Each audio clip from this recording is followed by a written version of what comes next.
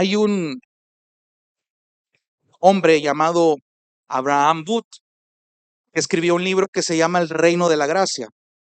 Y es bien interesante la definición que él da acerca de la gracia. Y cito, la gracia es el eterno y absoluto favor libre de Dios manifestado en conceder bendiciones espirituales y eternas a los culpables e indignos.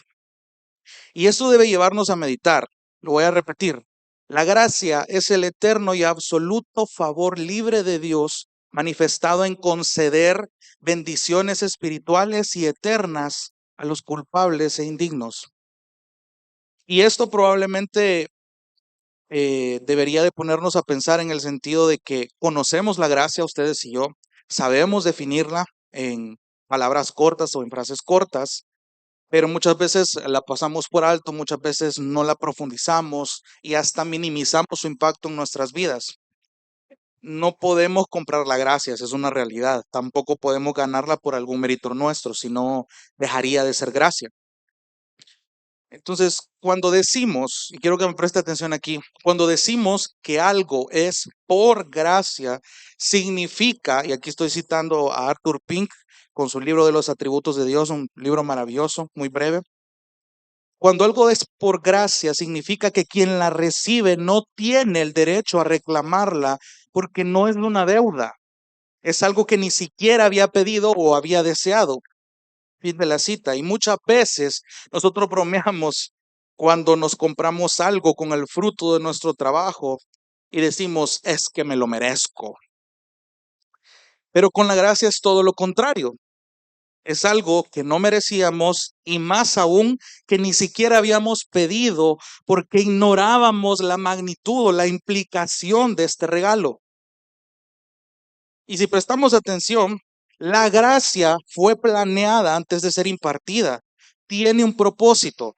Escucha lo que dice 2 Timoteo 1 del 9 al 10, hablando acerca de Dios, quien nos salvó y llamó con llamamiento santo, no conforme a nuestras obras, sino según el propósito suyo y la gracia que nos fue dada en Cristo Jesús antes de los tiempos de los siglos, pero que ahora ha sido manifestada por la aparición de nuestro Salvador Jesucristo, el cual quitó la muerte y sacó a la luz la vida y la inmortalidad por el Evangelio.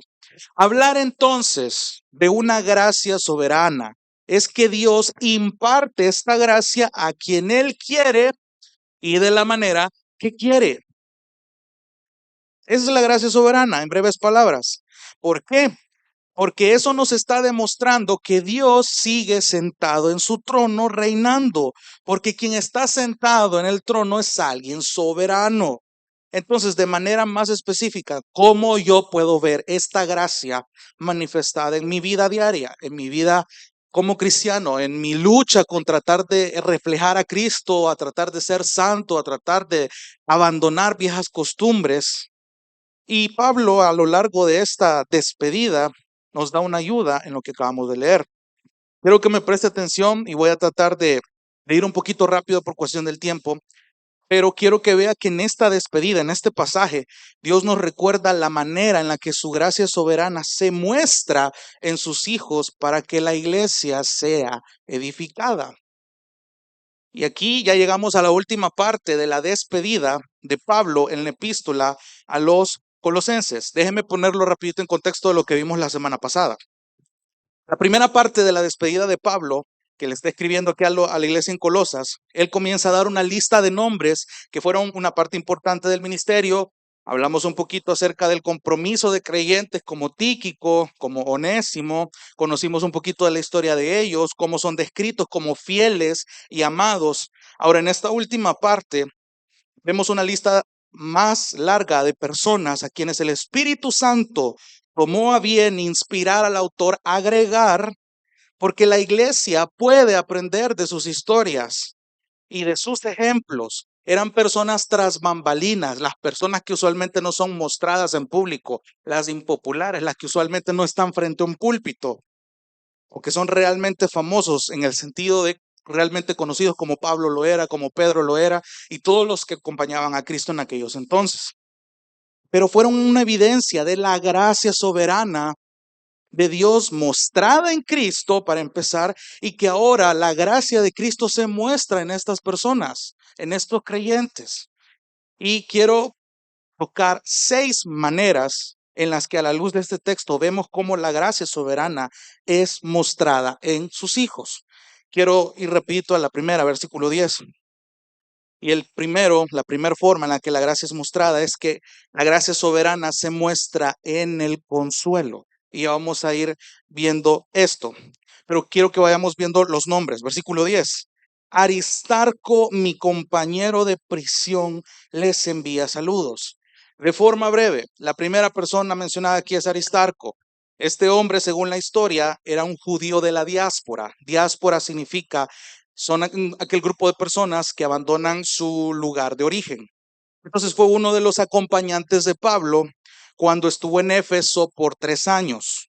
En Hechos 19 se nos narra todo el alboroto y el relajo que pasó ahí como resultado de que lo identifican a Aristarco como un cristiano colaborador de Pablo, y el tipo es arrastrado por la ciudad junto con otro creyente que se llamaba Gallo.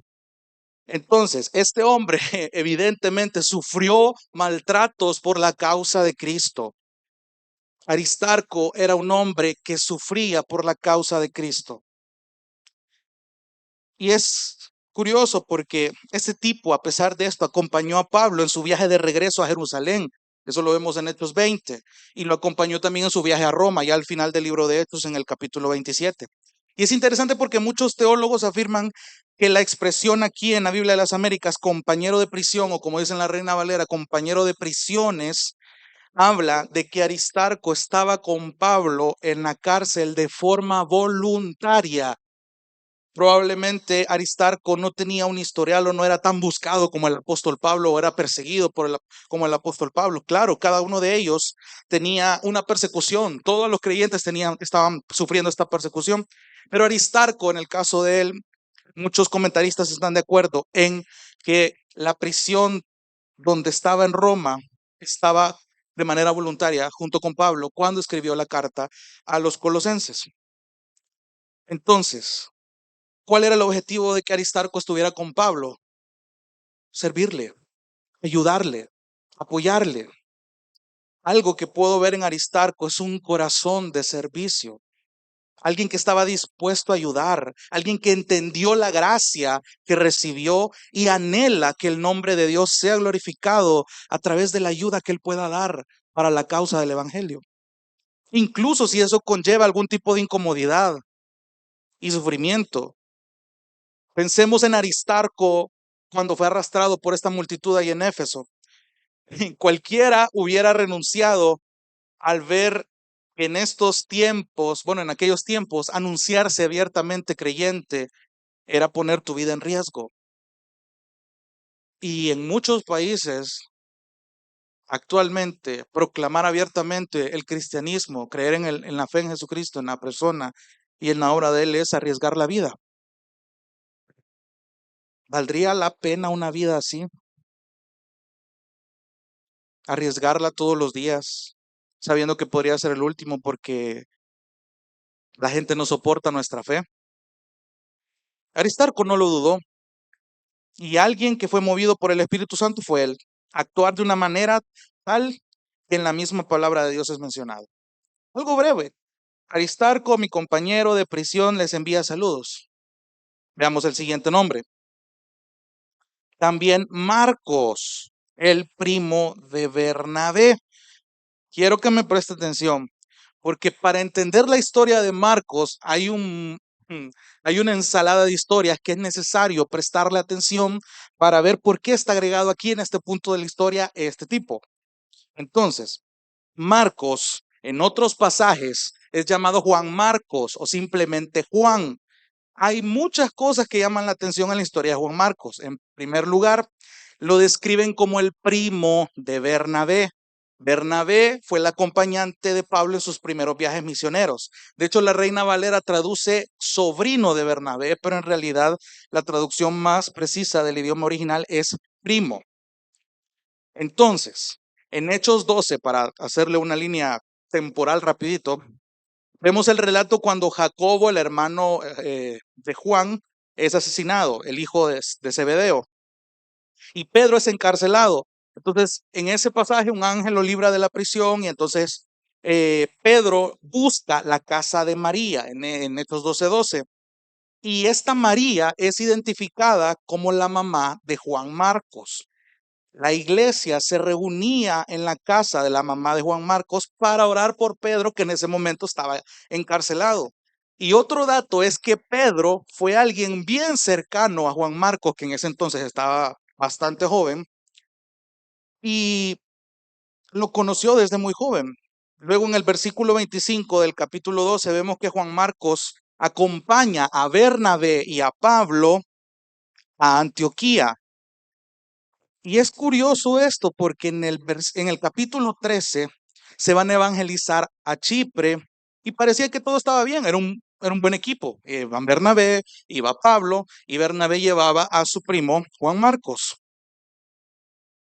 Pero algo sucede en el capítulo 13, versículo 13, cuando Pablo y sus compañeros van a la ciudad de Perge en la región de Panfilia y Juan Marcos los abandona. Juan Marcos abandona a Pablo. La Biblia no dice las razones por las que él los deja. Simplemente él los abandona. De hecho, la descripción en el idioma original es que él se alejó, él se apartó y se regresó a Jerusalén. Realmente no dice las razones. Hay un par de teorías, pero en realidad son ideas no bien fundamentadas. Si la escritura no lo dice, no vale la pena. Entonces, eso fue un golpe bajo para Pablo en ese momento. Se sintió decepcionado probablemente. Y todavía más adelante, 2 capítulos después, en Hechos 15, y aquí sí quiero que me acompañe, Hechos capítulo 15, versículo 36, Hechos 15:36, dice algo bien interesante, presta atención a cómo la Biblia relata esto. Hechos capítulo 15, versículo 36. Dice, después de algunos días, Pablo dijo a Bernabé, volvamos y visitemos a los hermanos en todas las ciudades donde hemos proclamado la palabra del Señor para ver cómo están. Versículo 37. Bernabé quería llevar también con ellos a Juan, llamado Marcos, pero Pablo consideraba que no debían llevar consigo a quien los había desertado en Panfilia y no los había acompañado en la obra. Versículo 39, se produjo un desacuerdo tan grande que se separaron el uno del otro. Bernabé tomó consigo a Marcos y se embarcó rumbo a Chipre, pero Pablo escogió a Silas, que en otros lugares es llamado Silvano, y partió siendo encomendado por los hermanos a la ¿qué? A la gracia del Señor. Interesante esto. Y viajaba por Siria y Sicilia, confirmando a las iglesias.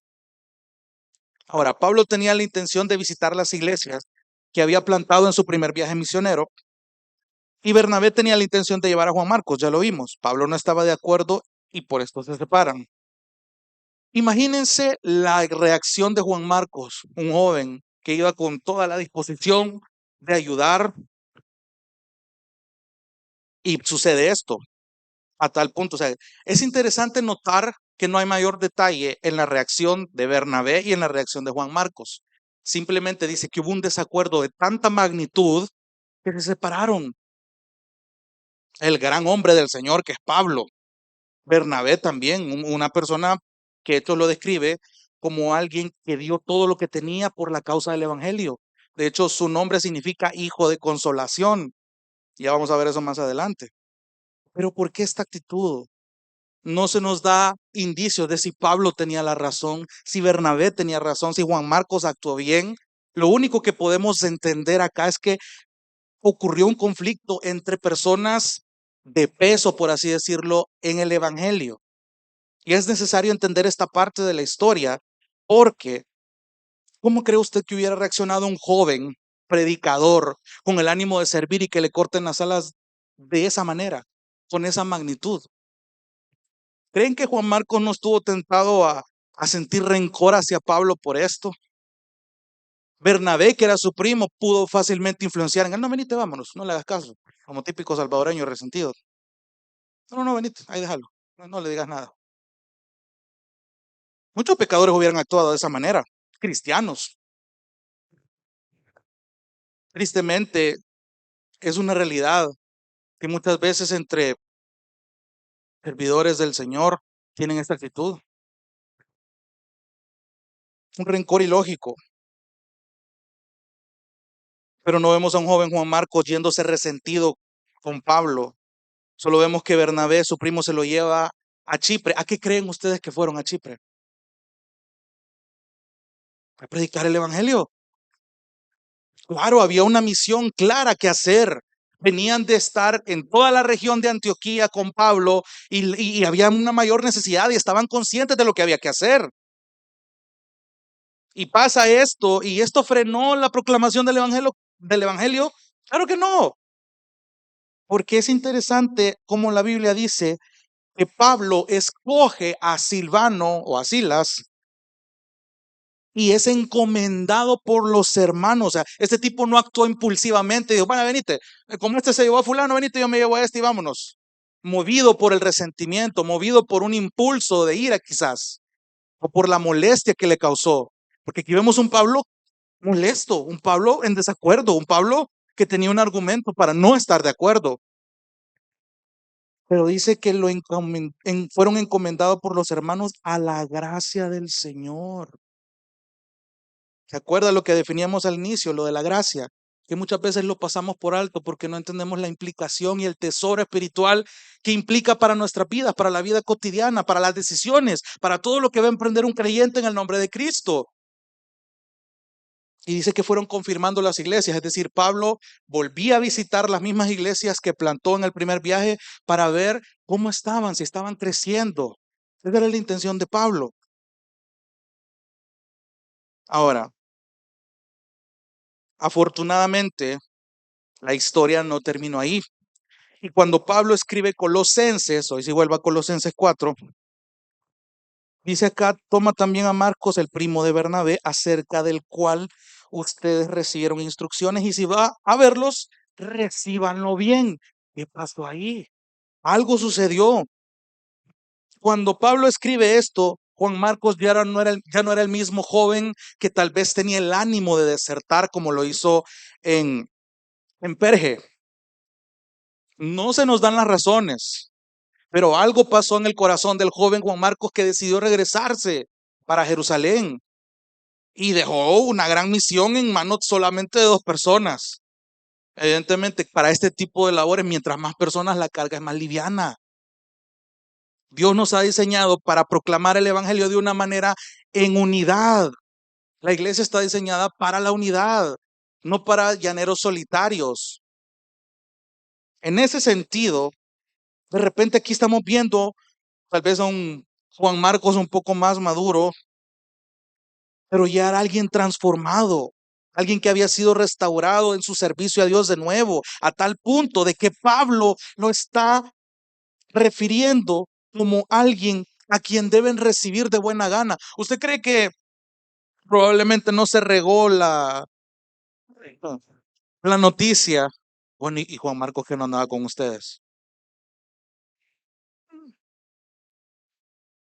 Ahí anda en Jerusalén.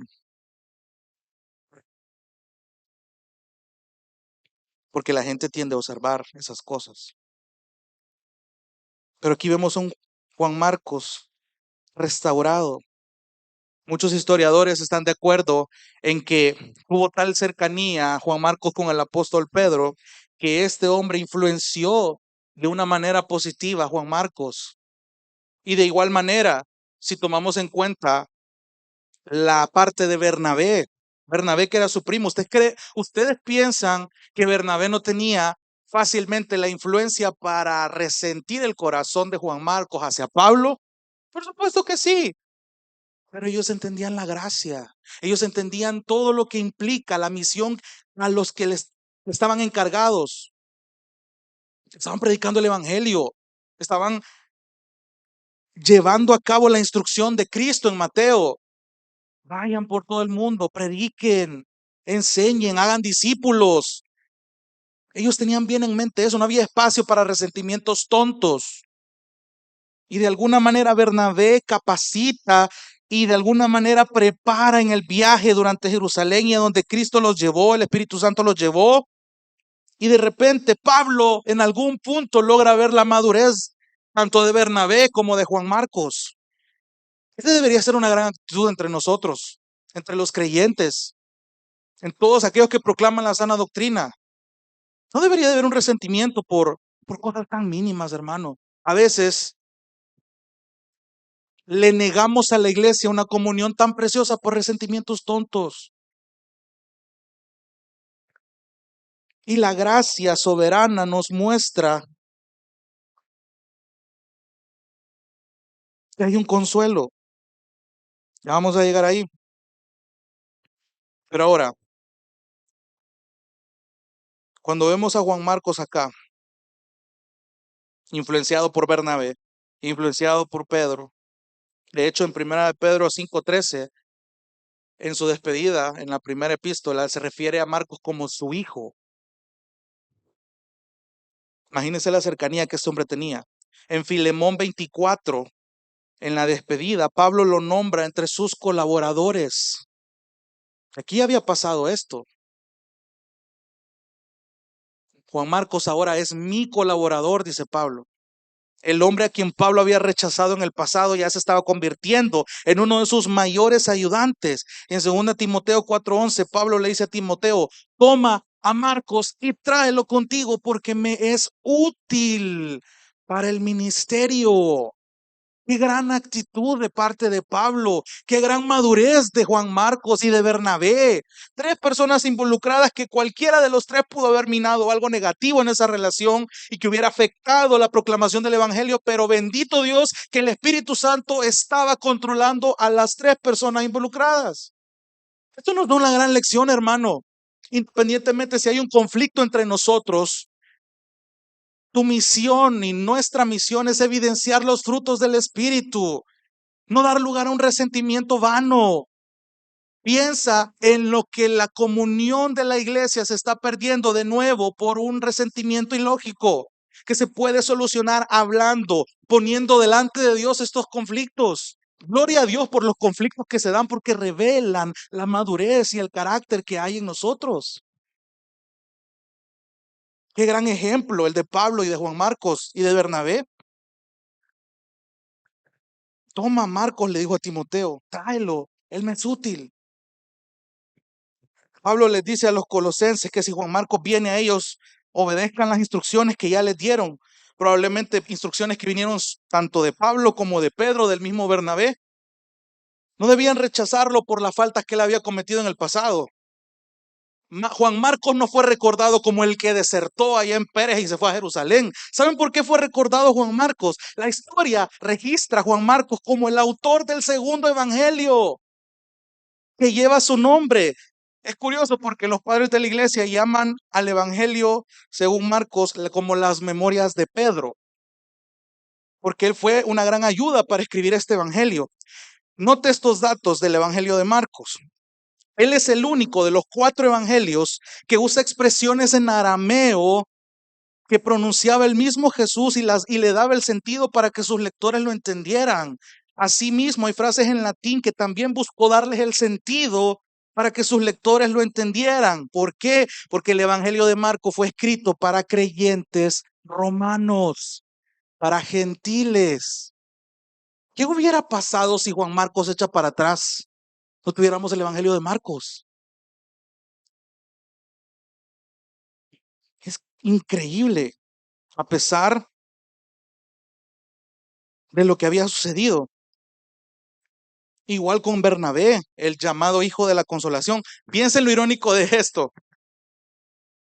Bernabé, quien es llamado en Hechos 4:36, el hijo de consolación, aquel que dio todo lo que tenía y lo ofrendó a los apóstoles para que empezaran a proclamar el evangelio, este mismo hijo de consolación capacita a un joven Juan Marcos para que sirva de consuelo al mismo apóstol Pablo.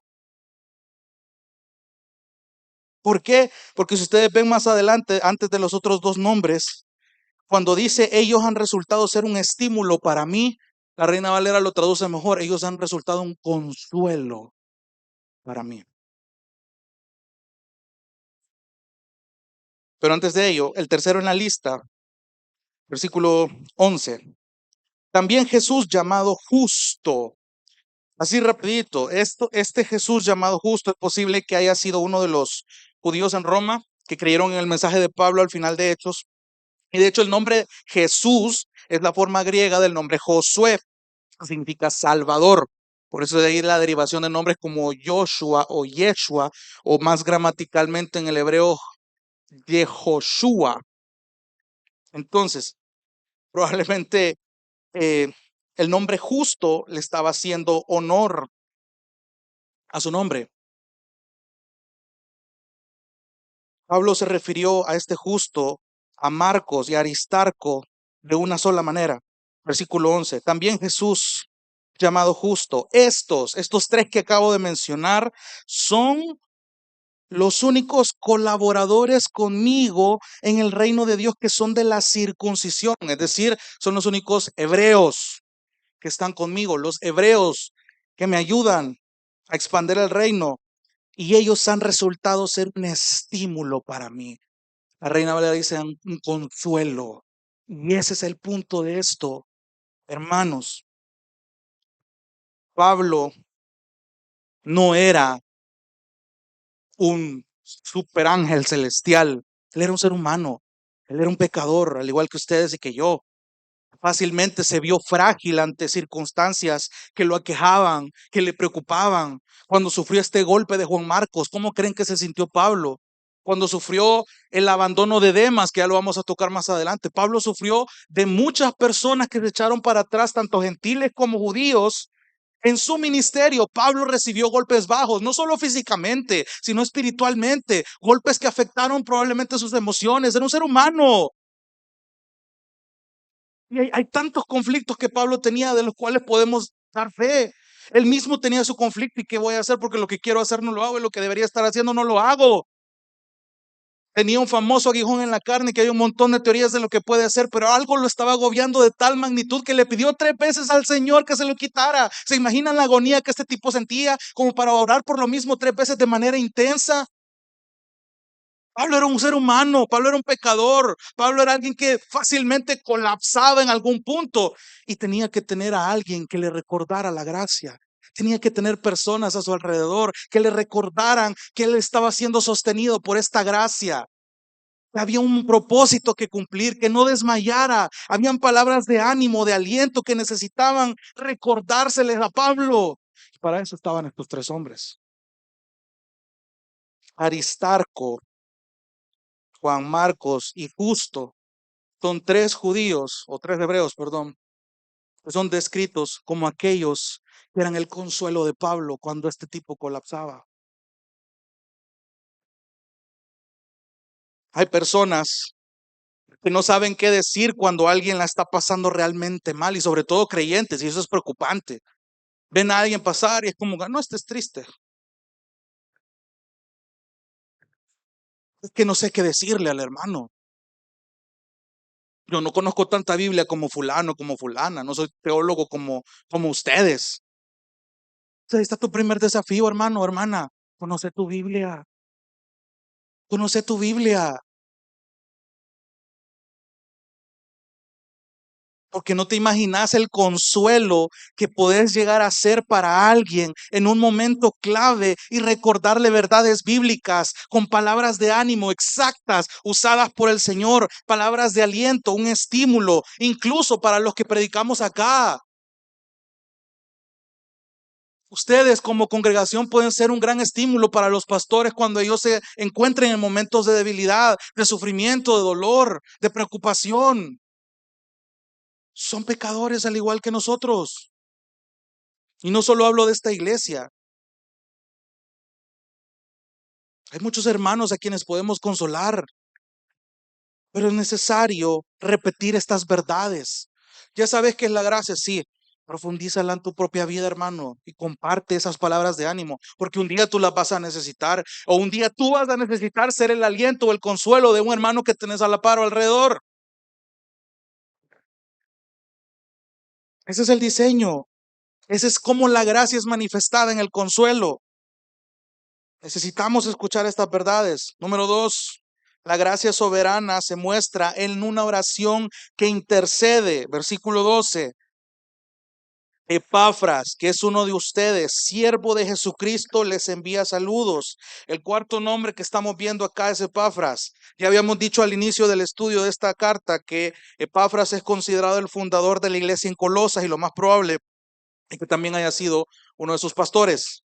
Este tipo había viajado hasta Roma. De hecho, hay un mapa que quiero mostrarles y me voy a hacer un poquito para atrás para que la cámara lo capte y ustedes también. Quiero que se echen en cuenta el viaje que Epafras hizo hasta Roma desde Colosas. Vamos a ver este ladito. Este gran punto rojo es la ciudad de Colosas. Toda esta es la área de Asia Menor. Esta es la área de Grecia y aquí está Roma, toda la zona de Italia.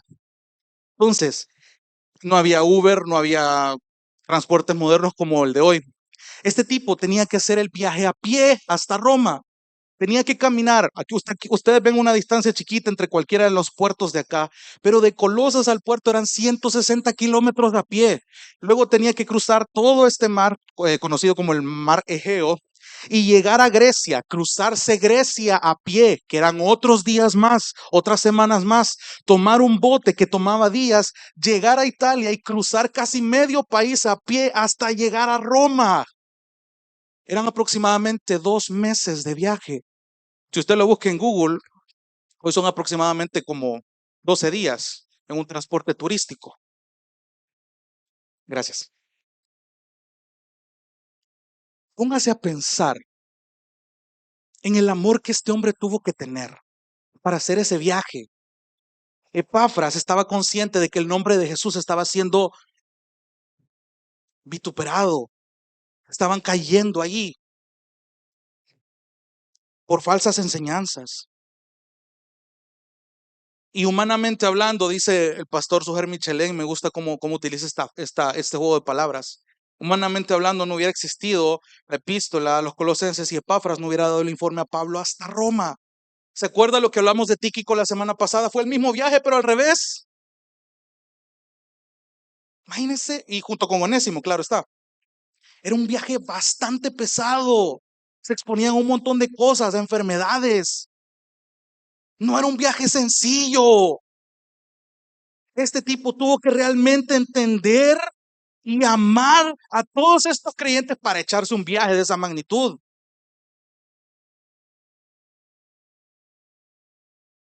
Epafras dice que es uno de ustedes, siervo de Jesucristo, les envía saludos. Y oiga lo que dice de Epafras. Siempre esforzándose intensamente, dice aquí en las Américas, a favor de ustedes en sus oraciones. Pausemos ahí. Epafras es descrito como una persona que oraba bastante, de una manera intensa, una oración que intercedía no solamente por su iglesia, ya lo vamos a estar viendo. De hecho, en la Reina Valera dice rogando encarecidamente, y este encarecidamente viene de una palabra griega que se llama agonizoma, y de ahí viene la palabra agonizar, que es la que se ocupa también en los lenguajes de los atletas, que trabajan hasta la agonía, que trabajan hasta el cansancio. Hay otros pasajes donde se describe la labor del pastor como algo cansado, algo que es trabajoso. De esta misma manera está describiendo Pablo la oración de Epafras. Una oración intensa, una oración agónica, una oración que perseveraba, una oración que de verdad se preocupaba por lo que estaba pasando con su iglesia y con los que estaban alrededor. ¿Cuánto necesitamos creyentes que oren por nosotros así? Y doy gloria a Dios por los grupos de oración que se están llevando en la iglesia, pero aspiramos a más. Ahí en lo privado, hermano, ¿cuándo fue la última vez que oraste de esta manera por la iglesia? Por los pastores que conoces que no son pastores de acá, pastores de sana doctrina que sabes que también corren el riesgo de pasar desánimos, creyentes que conoces que no la están pasando bien y que están a un paso, a un hilo de poder desertar del evangelio. ¿No te has puesto a pensar en ello, tu propia familia? Hay muchos hermanos cuya carga es su familia, su salud, sus hijos, sus padres, sus tíos, sus primos. Pero ¿cuándo fue la última vez que oraste por ellos? Por la iglesia, porque la iglesia crezca. Es lo que está orando Epafras aquí. Intensamente a favor de ustedes en sus oraciones. ¿Para qué? Para que estén firmes, perfectos y completamente seguros, no en Epafras, no en Pablo, no en la obra del hombre, sino en toda la voluntad de Dios. De hecho, este juego de palabras, firmes, perfectos y completamente seguros, es algo que ocupa Santiago, algo que ocupa Pablo en Romanos, algo que ocupa Pedro. Habla de madurez, de seguridad, de firmeza, de crecimiento espiritual. Versículo 13, porque de él soy testigo de que tiene profundo interés. La Reina Valera dice, tiene gran solicitud por ustedes y por los que están, no en Colosas solamente, sino en la iglesia en la Odisea y Hierápolis. En el mapa que estábamos viendo eran dos puntitos que quedaban un poquito más arriba. Eran iglesias que estaban en la zona de Asia Menor. La zona de Colosas hoy es conocida como el país de Turquía. En esa zona está lo que antes era Colosas. A lo que yo quiero llegar, hermano, es que las oraciones fervientes, llenas de angustia hasta cierto punto, de Epafras, eran enfocadas que él anhelaba ver y aspiraba a ver a sus hermanos crecer. No saben el gozo que debería de causarnos en teoría, usted también, ver a hermanos que crecen, ver cómo llegó un hermano a la iglesia el primer día, ver cómo se expresaba, ver cómo hablaba, ver cómo oraba, ver cómo tenía un concepto de Dios tal vez vacío y después de un año, 2, 3 años, ver a este hermano o hermana sirviendo con un concepto de Dios distinto, tomando decisiones para la gloria de Dios. Eso es un motivo de gozo, eso es un motivo para poder seguir guerreando en esto, aunque aparentemente las cosas no salgan bien. Hay que orar por un crecimiento espiritual en cada uno de los hermanos que tenemos alrededor. No tenés idea, hermano, el gozo que es ver que cada uno de ustedes se esfuerza por asistir, se esfuerza por orar. Ahí van con pruebas, con cargas. Estamos conscientes de ello. Cada vez que ustedes y yo venimos acá, cada uno trae sus cargas, cada uno trae sus preocupaciones, sus incertidumbres, su cansancio. Pero qué glorioso es saber que hay hermanos que están orando por ustedes. Esa es la iglesia. Ese es el ejemplo que Epafras nos da. Y es una manera en la que la gracia soberana se muestra, porque no tenés idea, hermano, la implicación de la bendición espiritual que pasa cuando la iglesia ora por sus hermanos. Esa es la gracia, esa es la gracia. La gracia de Dios se manifiesta cuando la gente ora por la iglesia. Y esa es una bendición espiritual.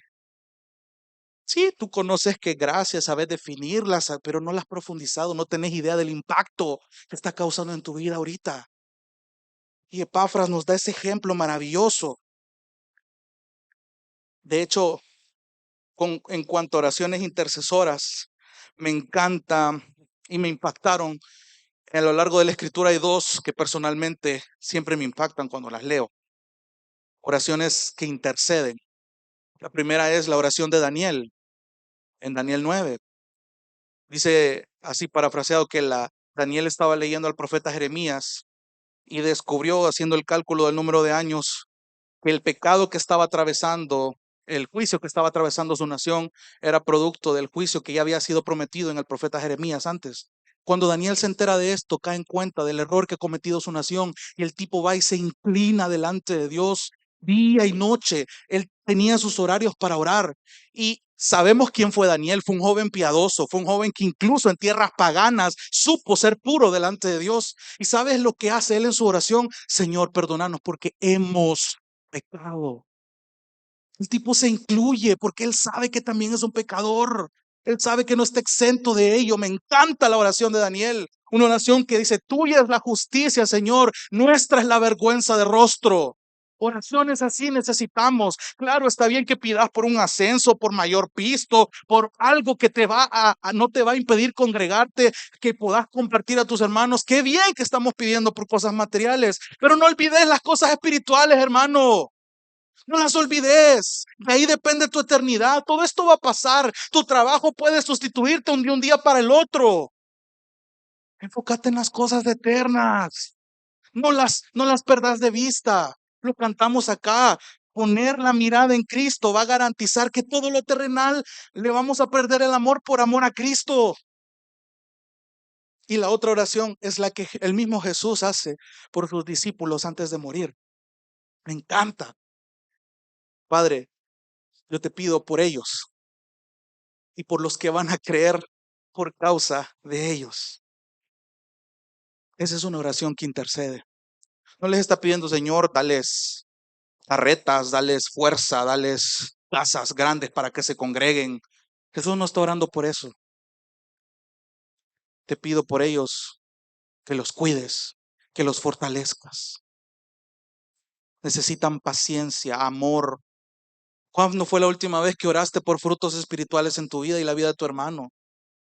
Oro por la paciencia de fulano. Oro por el dominio propio de fulano. Oro por el amor de fulano. Examínate, hermano, a la luz de la lista conocida de Gálatas 5:22. Amor, gozo, paz, paciencia. ¿Qué falta? ¿Qué falta en tu vida? ¿Qué ves que está faltando en la vida de tu prójimo? Entonces empieza a orar. Empieza a orar. Intercede por tu hermano. Esas son las oraciones que a Dios realmente le glorifican. Epafras estaba orando no solo por Colosas, sino por la Odisea y Hierápolis. Qué gran ejemplo. Número 3, la gracia soberana se muestra en los dones puestos al servicio. Y aquí vemos el siguiente nombre, versículo 14. Lucas, el médico amado, les envía saludos.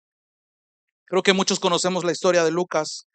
Era un amigo cercano de Pablo, un creyente gentil que acompañó de manera frecuente a Pablo en sus viajes. Y es muy probable que Pablo tenía enfermedades continuas producto de su primer viaje y fueran el motivo de la presencia de Lucas en estos viajes. Al igual que Pablo, ese tipo era un hombre muy educado y muy culto, y lo vemos en las cartas que él escribió, el Evangelio de Lucas y el libro de Hechos. Este tipo tenía no solo un conocimiento en medicina, se notaba por la manera en la que redactó los libros, el conocimiento de geografía que este tipo tenía y de las culturas. Era un hombre docto, era un hombre culturizado completamente.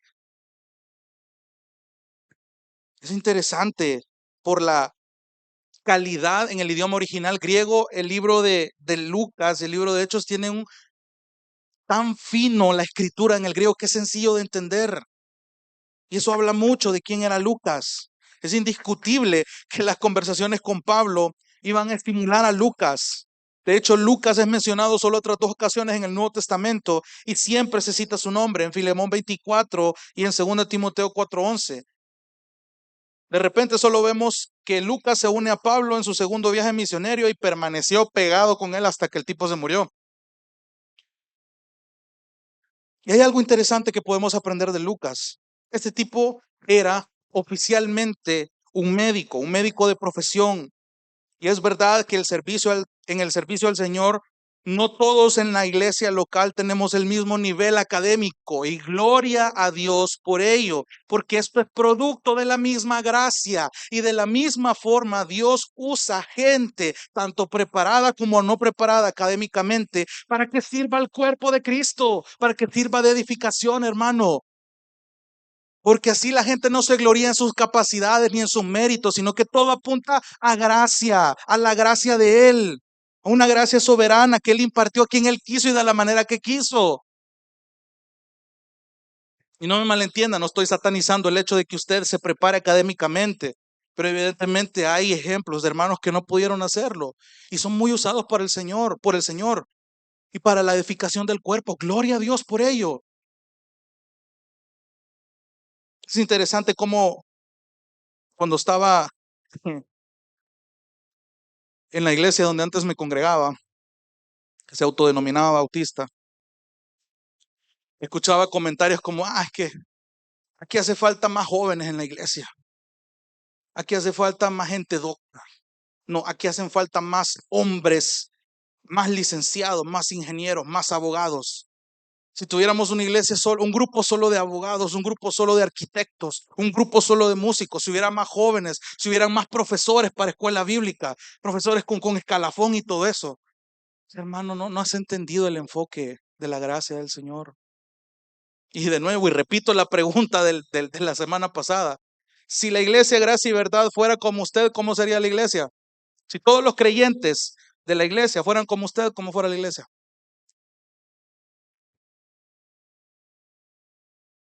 ¿Por qué? Porque de esa manera Dios diseñó de una manera tan preciosa la iglesia que mete en un solo saco una ensalada de personas de diferentes edades, de diferentes físicos, de diferentes capacidades, diferente nivel académico, diferente personalidad, y los pone en un mismo lugar y los manda que se amen y se aguanten unos a otros. Solamente el Señor y el Espíritu Santo pueden lograr que estas personas se lleven bien para la gloria de Dios.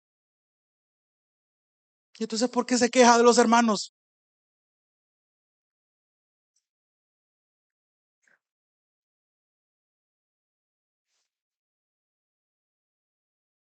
Somos llamados, soportándonos unos a otros en amor, como Cristo os perdonó, así también perdonad vosotros. Lo vimos, está aquí en Colosenses. Cuando cada uno de nosotros pone sus dones, sus habilidades para la edificación de la iglesia, esa es una muestra de gracia. Esa es una muestra de gracia. ¿Por qué? Porque no tienes idea de cómo tu talento, tu don, tu habilidad está siendo de edificación espiritual para tus hermanos. Es increíble. No nos damos cuenta de esto y esa es la gracia obrando. Lucas entregó su talento a Dios renunciando a todo lo que el tipo podría ganar mediante la práctica de su oficio. Y Dios le concedió el privilegio a este tipo de escribir una parte considerable del Nuevo Testamento y de convertirse en el amado compañero del apóstol Pablo. Lucas se convirtió en el único gentil que fue inspirado por el Espíritu Santo para escribir el Evangelio de Lucas y el libro de Hechos. Eso es gracia.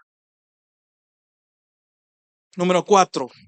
La gracia soberana se muestra en el quebranto. Versículo 14. Lucas, el médico amado, les envía saludos y también Demas. Demas es el sexto y último hombre incluido en esta lista descrita por Pablo. Este hombre se había comprometido con la obra de Dios, estuvo con Pablo durante 2 encarcelamientos, pero a diferencia de los otros colaboradores de Pablo, no tuvo el mismo fin.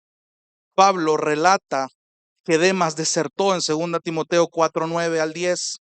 Procura venir pronto a verme, le dijo a Timoteo, porque Demas me ha desamparado. Demas amó más a este mundo y se regresó a Tesalónica. La presión del mundo evidentemente se volvió insoportable para Demas y terminó abandonando a Pablo y al ministerio. Nota la diferencia, hermano, entre la decisión de Juan Marcos, entre la deserción, perdón, de Juan Marcos y la deserción de Demas. Ambos fueron colaboradores de Pablo, ambos estuvieron involucrados en el ministerio de Pablo, ambos desertaron, ambos hirieron o defraudaron a Pablo, pero hay una clara distinción en cómo actuó uno y cómo actuó el otro. Esto fue un golpe bajo para Pablo. Mira y analiza cuando Pablo dice, procura venir pronto a verme, necesito aliento, necesito consuelo. Se me fue un colaborador. Y no se regresó para Jerusalén, no sé, mm, no, ni siquiera me dijo, mira, voy a volver a otra misión más adelante. Él amó más a este mundo y no hay nada más doloroso para Pablo que alguien que regresó y echó o rechazó un tesoro tan grande como la gracia que había recibido. Y evidentemente vemos a la luz de la palabra que si hay alguien que abandona el camino es porque realmente nunca entendió esta gracia. Estaban con nosotros, pero no eran de nosotros. Jesús tuvo su Judas y Pablo tuvo a su Demas. Cualquiera, y esto puedes preguntárselo a cualquier pastor, hermano.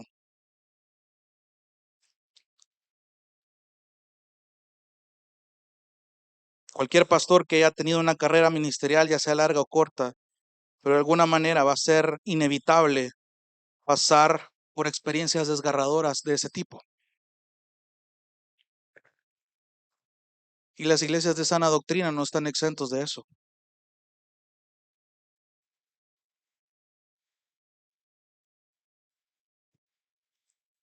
Y esta situación, hasta cierto punto, es alentador saber que aún hasta los líderes de la talla de Pablo fueron defraudados por otros. Jesús mismo lo fue.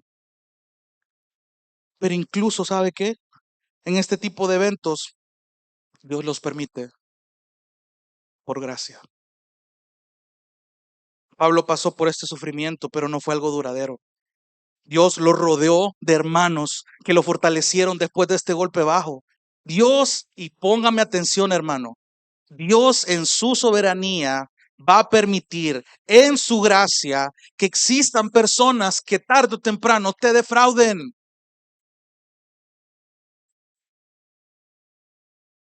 Es inevitable eso.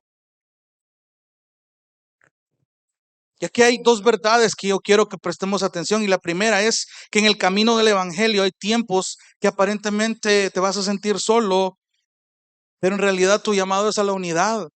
Cuando más solitario te sientas, ahí está la gracia mostrada en tus hermanos. Ahí hay un medio de gracia llamado oración, llamado comunión, llamado palabra de Dios. Tenés recursos para acudir en medio de tu soledad, en medio de tu crisis. Pero muchas veces lo damos por alto. Ah, sí, ahí están, usalos. Dios los ha dejado ahí por una razón. Número dos, reconocer que necesitamos ayuda, hermano. Sí, te va a mostrar débil y gloria a Dios por eso. Porque muchos aquí le oyen, es que no me, es que le duele tanto el orgullo de mostrar su debilidad que por eso se callan, prefieren sufrir en silencio. Eso es lo peor y más egoísta y orgulloso que puedes hacer. Buscar la comunión para mostrar que sos débil, para mostrar que sos un pecador más. Unite al club, hermano. Somos un grupo de pecadores débiles que constantemente están al borde del colapso y son sostenidos por la pura gracia de Dios. Entonces, ¿por qué te callas? No resistas a buscar esta ayuda. Y eso es bueno, que mostremos nuestra debilidad. ¿Sabe por qué? Porque esto confronta nuestro orgullo y le da la gloria a Dios.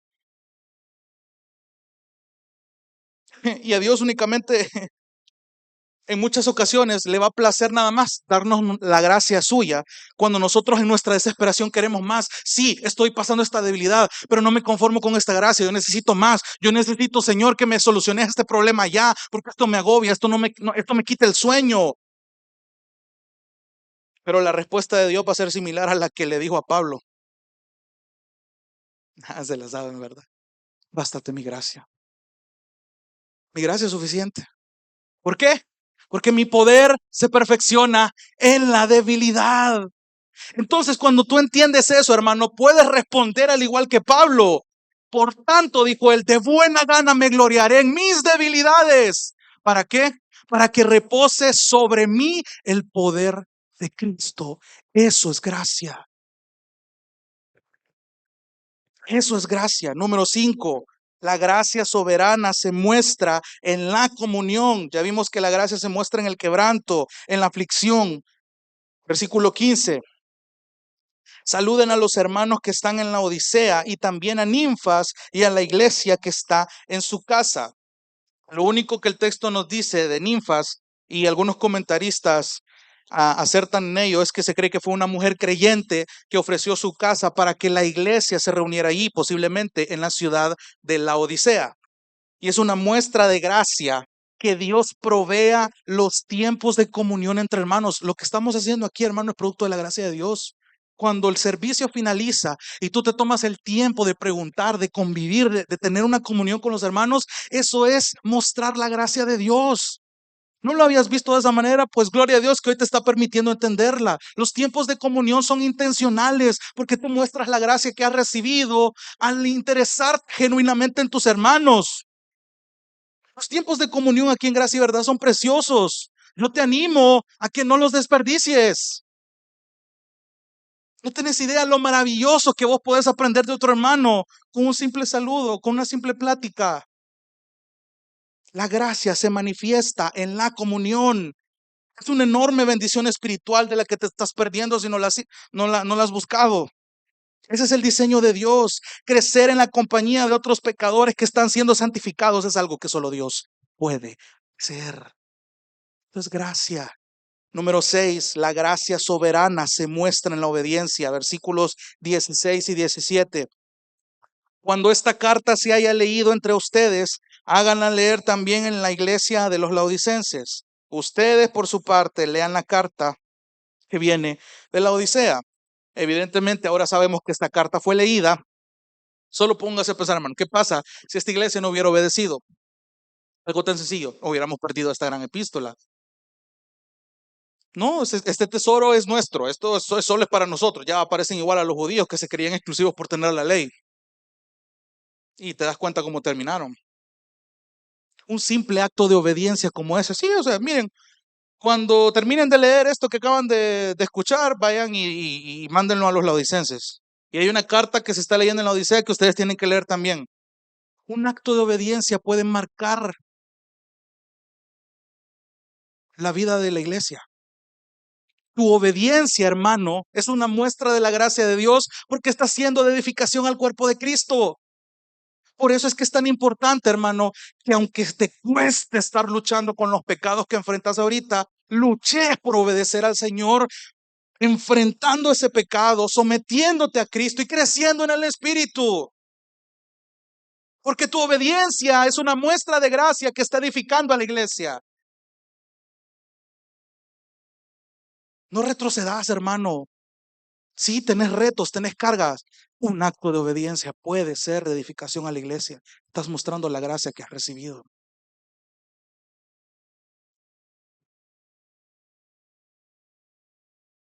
Un dato curioso, muchos han teorizado de cuál es esta epístola de la Odisea y no se sabe con exactitud. Muchos dicen que se refiere a la epístola de Éfeso porque en los documentos más antiguos, que son los manuscritos, en los versículos donde dice Pablo, apóstol de Jesucristo, a los santos que están en Éfeso, la palabra en Éfeso no se encuentra. Entonces muchos se agarran de ahí para decir que esa carta era la de la Odisea, pero en realidad no está bien fundamentado. Y hay muchas otras teorías. Pero el punto de ello es cómo la iglesia, tanto de la Odisea como de Colosas, hicieron caso a la instrucción de Pablo porque sabían que era una instrucción divina. Sigamos leyendo. Díganle a Arquipo, ese es otro nombre que figura aquí. En Filemón 2 también este nombre es mencionado. Muchos comentaristas dicen que Arquipo era un familiar de Filemón, probablemente su hijo y el pastor de la iglesia que se estaba reuniendo en la casa de Filemón. Otros dicen que incluso la Apía que se menciona en el primer versículo era la esposa de Filemón, pero eso no está bien fundamentado. El punto es que había un mensaje para este Arquipo. Era evidentemente un ministro del Señor encomendado a liderar a una congregación. Versículo 17, cuida el ministerio, cuida, presta atención, ten cuidado, observa, vigila. Esas son las implicaciones de esa palabra. El ministerio que has recibido del Señor para que lo cumplas. ¿Estaría desanimado Arquipo en este punto como para que le haya recibido esa instrucción? Hermano, aquí hay una gran verdad. Los líderes de las iglesias se enfrentan a muchos problemas y a muchas cargas, al igual que cada oveja que viene acá. Por eso es tan importante la oración, la obediencia, la comunión, porque ahí se manifiesta la gracia. Pablo le estaba recordando a Arquipo que su ministerio era un regalo de Dios, algo que fue recibido por gracia. Escogió a este pecador que probablemente no estaba tan capacitado como Pablo, pero lo designó para la obra. El ministerio no es algo que hacemos para Dios meramente, es algo que Dios hace en y a través de nosotros. Eso es gracia. Cumple el ministerio. Dios tiene propósitos definidos. Él obra en nosotros para completar estas buenas obras. Y el último versículo dice, yo, Pablo, escribo este saludo con mi propia mano, acuérdense de mis cadenas. Pablo, una vez más, en el último versículo está pidiendo, no se olviden de mí, por favor, llévenme en sus oraciones. No es sencillo estar aquí.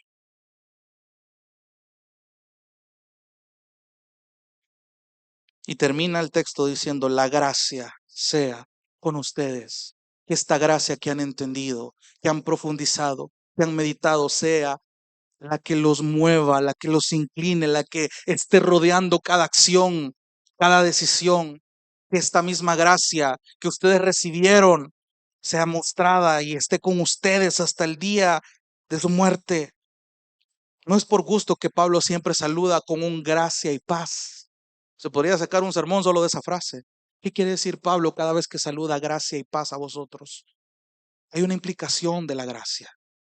Y esto es atribuido a la obra de Cristo, hermanos. Si hay algo que no podemos olvidar, es la obra de Cristo. ¿Cuál fue la mayor muestra de gracia soberana? Dios asesinando a su hijo por un montón de pecadores que no lo merecían, que no sabían la implicación de que sus almas iban para el infierno. Si una gracia así, muchas veces la pasamos por alto, es tiempo entonces, hermano, de prestar atención a esta gracia. Dios nos ha recordado, no solamente en este pasaje, sino en toda la epístola, la manera en la que la gracia soberana se ha mostrado en sus hijos para que la iglesia sea edificada. Déjenme describirle todos los puntos que acabamos de ver. La gracia soberana se muestra, número 1, en el consuelo, número 2, en la oración que intercede, número 3, en los dones puestos al servicio, número 4, en el quebranto, número 5, en la comunión y número 6, en la obediencia. Déjeme terminar con una cita de Arthur Pink que habla del Espíritu Santo en medio de la gracia. Présteme atención y con esto termino.